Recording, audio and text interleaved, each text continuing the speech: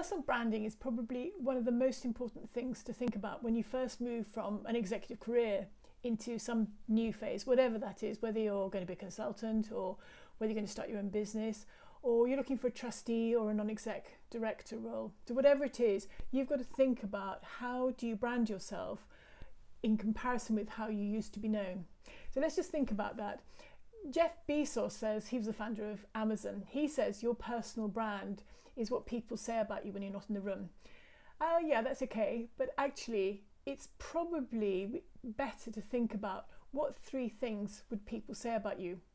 Now, we've been working with a lot of people over the last few years, and typically the way that this goes is when we think about what would people say about you, they might start off with saying, well, they'd say, well, I'm a partner in a law firm, or I'm FD of, I don't know, a company or something of that kind. So it's wrapped up in their job title.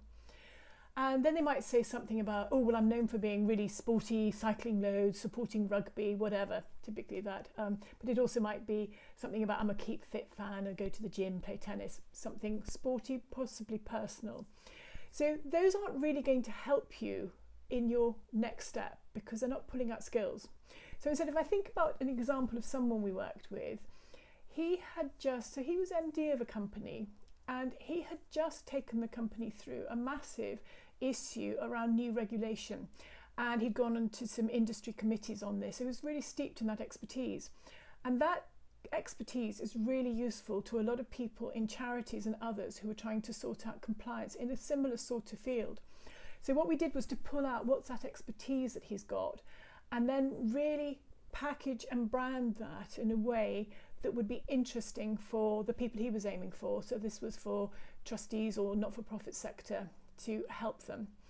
So once you've done that, you then need to think about how do I promote that brand? So think about what people find when they go on Google. So probably that's going to be your LinkedIn profile. You might have a personal website.